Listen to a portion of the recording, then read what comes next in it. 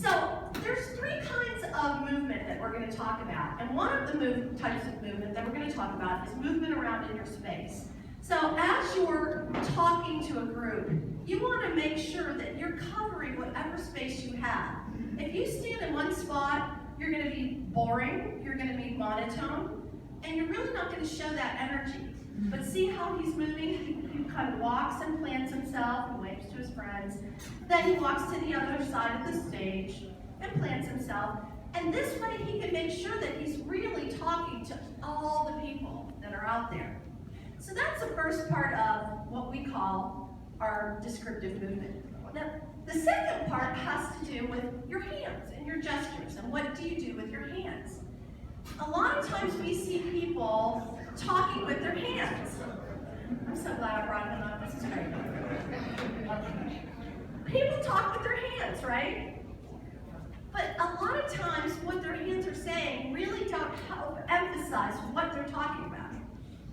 So we tell you to use very specific descriptive movement, which is painting pictures for people. So in just a moment, I'm going to actually ask him to describe some things, and he is going to show you what I'm talking about in terms of descriptive movement.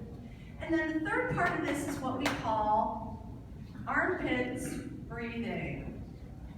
Armpits breathing has to do with how open you look, how confident you look. Now, if he were to suffocate his armpits, what kind of a message is he sending to you non-verbally? How's he look to you? He looks stiff? Yeah, he has a little bit of a, he's got heartburn or something. If he were to put his hands in front of him, yeah, like that. Yeah, what does that communicate to you? Closed. He might be sending the message, I really don't want to be here. Or he may be just cold. We don't know that.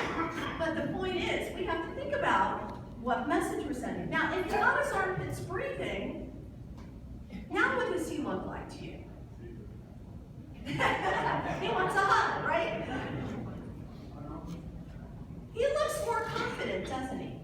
And all he did was bring his hands away from his body. And that's hard to do because this is our body center, and the further away from body center our hands get, the scarier it feels, because look how wide open I am to attack. I got to protect this little part at all times. Yes, these are your vital organs. So, and this goes back to our psychology, doesn't it? Our psychology is what tells us, oh my gosh, I'm in a threatening situation, people are looking at me, I need to protect my vital organs. It's just a human nature.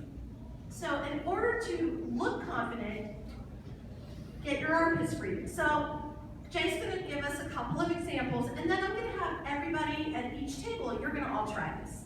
Not one at a time, but with your table. So no worries, you won't have to come up here. Okay, so Jay, would you describe for us, please, the game of football? Okay, the game of football is played on a very large field. As many of you know, it's 100 yards long. It's made up of two different teams. One team is on offense, the other team is on defense. When these two teams meet in the middle, where they flip the coin to see who's actually going to do the kickoff at the beginning of the game, and who will actually receive the ball at the end of the game, that's how the official game of football begins. Wasn't that good? Did you like that? Well, then clap. Let's hear it. How many of you paid attention to him the entire time he explained that? Yeah. Come on, guys. More ladies, more hands than them. They're hungry, right? Mitagessen is soon. But that's what this is about. It's about painting those pictures for people so that they can actually see what you're talking about, so that they understand, but more importantly, so you keep their attention the entire time. It's hard work to be a good communicator. And it's hard to do in a high-stakes situation because you're feeling that nervous energy, you feel like you're being threatened, it's scary, you know that there's a lot riding on what you have to say. But when you do that, it uses up some of that nervous energy, it makes you look comfortable and confident, and it helps you to keep their attention.